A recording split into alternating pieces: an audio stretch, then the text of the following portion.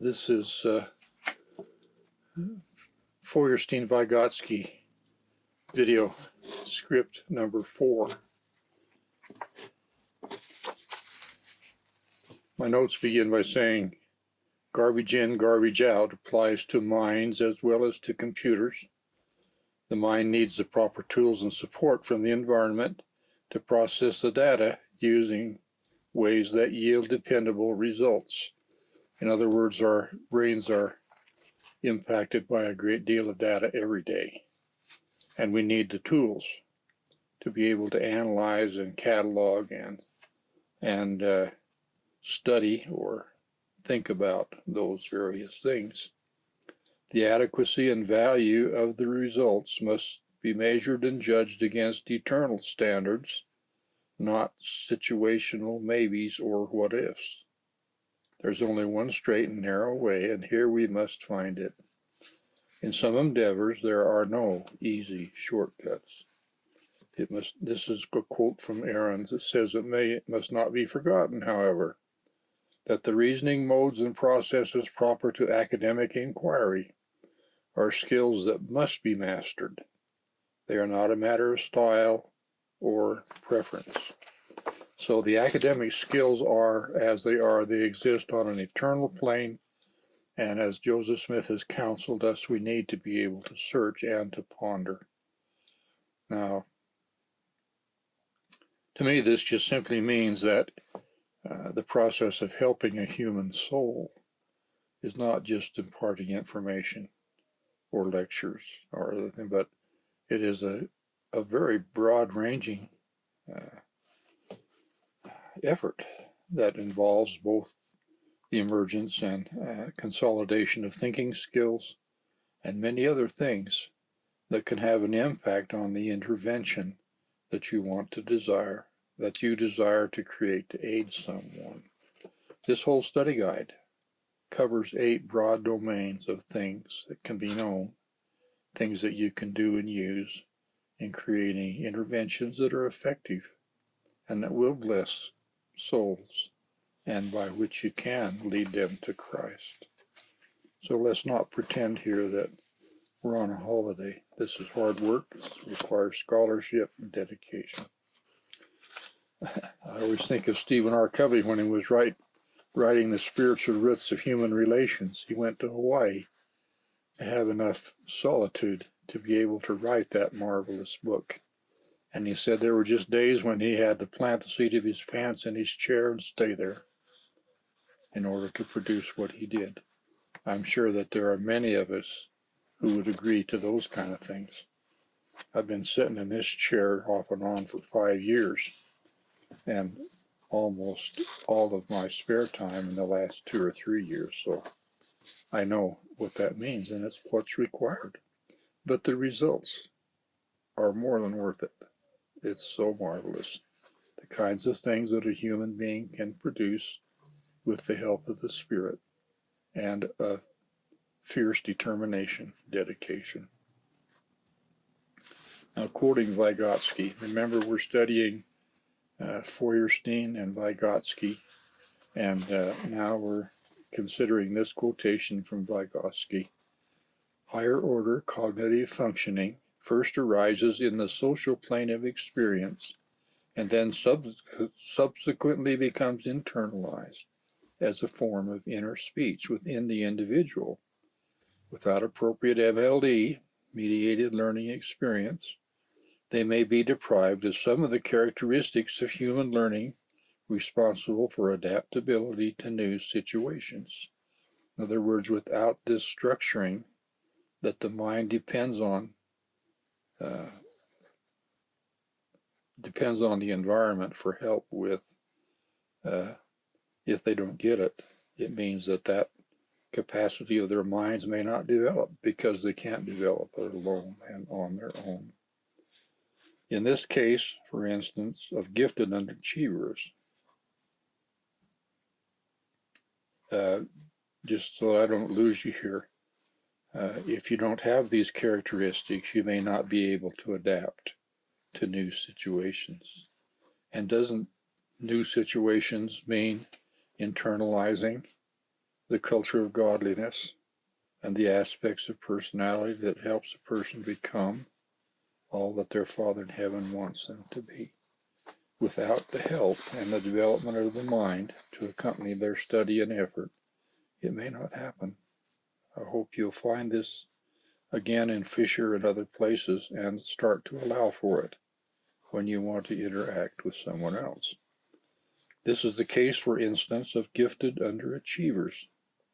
They're certainly endowed with rapid perceptual and mental processing. What that means is their minds work like lightning. They have a high IQ, which means they're gifted in their mind in the ability to process information. However, devoid of educational interventions, leading to periods of guided reinvention, they may be limited to certain types of incidental learnings that are of little help in situations that demand systematic, laborious, selective, goal-oriented learning. That's from Feuerstein.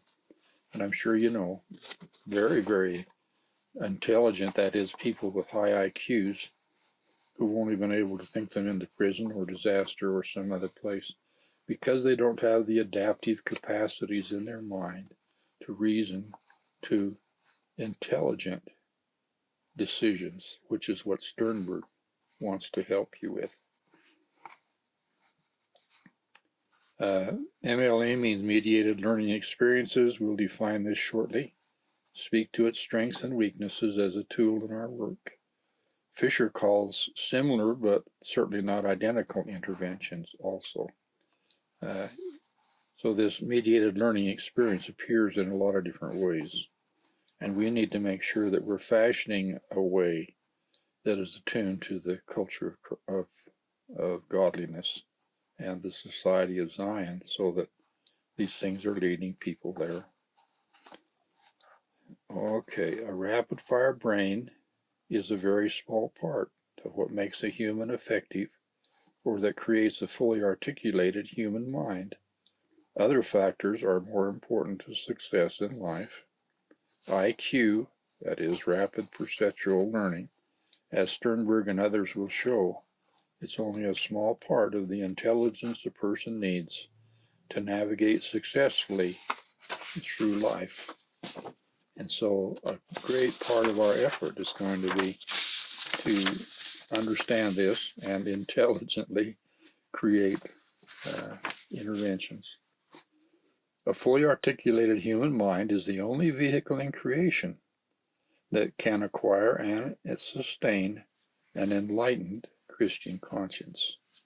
And we haven't maybe defined very well what fully articulated means, but it lies there within our course of study, and we will be referring back to it always. This is a quotation from Feuerstein. Different cultures all provide a structure within which the direct exposure to and experience of objects and events may be organized, interpreted, and understood. It is the acquisition of structure that makes or renders the individual adaptable or modifiable. And that's from Feuerstein, and you'll find out on page 95 of the PDF version of the study guide, and I suggest that you study it and not just count on these videos to do any more than just give you a hint of what's available to you.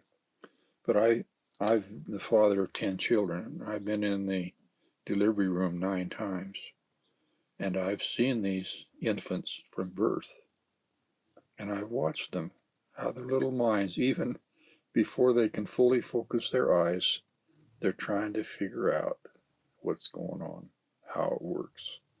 And they begin to show individual characteristics from that very time that I can see. And so this is so important that we give them the guidance and support they need while they get things figured out. And that's the purpose of this whole study guide, is to give you information and tools about how you can assist your Father in heaven in that process and bring souls to Christ. So my notes say that applies to the culture of godliness too. I hope this begins to help you see that our models of culture can be elaborated and understood in much greater detail once we understand how these two models, Fisher and Feuerstein, describe what culture actually is at the micro level of human experience. So Hall teaches us that culture is communication. He talks about sets, patterns, and isolates. But then Feuerstein and Fisher take us to a new level of analysis so that we can see more clearly what's actually happening in the mind-brain complex and what could happen and what can go wrong and so on, so that you can analyze an individual learner at a much deeper level of understanding. And not only that, but then you're empowered to ask the Holy Ghost for information, for guidance, for inspiration in behalf of that person, and you have prepared yourself to understand the answer. And what a difference that makes. As long as culturally deprived individuals continue to live in a familiar environment that they have mastered by overlearning and by being born into it, they may not show signs of disadaptation. So when the things around them stay fairly stable, their culture is stable, they do okay. The real problem for the culturally deprived starts when the environment requires more than very limited adaptation, when they cannot survive without change. And that's by Feuerstein, Learning and Thinking Styles, NEA Press, page 106. And it's referred to on page 95 of the PDF version. Another, he quotes, they cannot perceive the character of this new environment or see what in it was common or different from what was already known. They are rendered unable to anticipate or predict outcome of their behavior and are therefore in a state of cognitive blindness. Their what-if capacity just is very stunted. And so I suggest you look at this on page 97 of the PDF version and do a little reading. Now, over challenged children, this is discussed on page 168. The importance of culture in developing human minds. Different cultures all provide a structure within which the direct exposure to and experience of objects and events may be organized, interpreted, and understood. It is the acquisition of structure that renders the individual adaptable or modifiable. And that's Feuerstein. And we've already talked about this, all the plastic accommodations and so on. And the human mind is capable of a great deal, but it does have to have the tools that it needs and also the intellectual support to be able to accomplish these things. Now it says what follows is from Fisher, but speaks to our present discussion because it is a practical example of the teenage mindset, along with tools to use to assess the aspects of a young person's mindset. It's a very valuable tool to use in targeted interventions in this crucial phase of the critical phase of the development of the human mind-brain complex and the personality it can support. Because only as the mind-brain complex matures can that complex support a person making choices, understanding, and guiding their lives intelligently by making good choices. And so this time where it's emerging is a time of great turmoil in the lives of many young people. It says why young people about age 12, especially around age 14, may have serious conflicts in their self-perception. So what is it at this stage that makes it so critical? Why does the prophet invite the young people to the temple at this age? perhaps in order to help them acquire the tools to handle the turmoil that's going on and will be going on in their minds during the middle teenage years, while they're waiting for their brain to develop more fully so that they can understand principles of morality and ethics and just a whole broad range of tools. It says this capacity change produces, for example, a discontinuity, not only in arithmetic relations, but also in perceived conflict in one's own personality. With the development of abstractions, adolescents can characterize themselves as well as other people in terms of abstract personality characteristics, such as being outgoing, outspoken, caring, inconsiderate, and depressed. So just all of a sudden their minds open up like it did when they were 8 years old, and they suddenly realize that other people have needs and desires too, and that sharing and helping is a benefit to us as well as to the person that we're working with. But here they begin to see these things in themselves and in others, and this is where the social media is so dangerous, because they'll go out there and find people who are putting forward their best selves. And these young people can't help but extract those characteristics and then go into themselves and extract the same characteristics and compare them side by side. And it can be just absolutely a disaster. With abstract mappings, which comes from ages 14 to 16, these abstract characteristics can be related for the first time, and adolescents can detect conflicts or contradictions in their own personalities by them comparing themselves to others. If their tools of judgment are skewed or twisted, this can create serious challenges for them. They literally lose the vision of themselves. Now it says, based on this argument, we predicted that, this is quoting from Monsor and Harter, we predicted that adolescents would experience a spurred and perceived conflict in their own personalities at 14 to 16 years of age. And this work was published back in '85, and you'll find it in the study guide, or at least references to it. They tested this hypothesis with a structured technique designed to support optimal performance. During individual interviews, the adolescents were asked what they were like in a variety of specific situations. Each characterization was written on a small piece of paper with glue on the back, and each adolescent then placed the papers on a drawing of 3 concentric circles to represent his or her personality. The most important characteristics were put on the inner circle and the least important on the outer circle. The interviewer then asked a series of structured questions intended to determine, among other things, what conflicts the adolescent saw among the characteristics. And then students in the predicted age period showed a dramatic spurt in perceived conflict between 7th and 9th grade, which is 13 to 15 years of age. The percentage of students reporting some conflict jumped from 34 to 70%, and it remained high in the 11th grade. Now, in the material, we talk about how many of us dropped out of music and art and drama at this stage.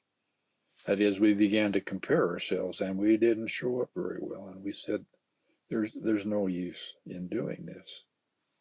If we had hung on a while, a new stage of brain development would have helped us gain a more positive perspective.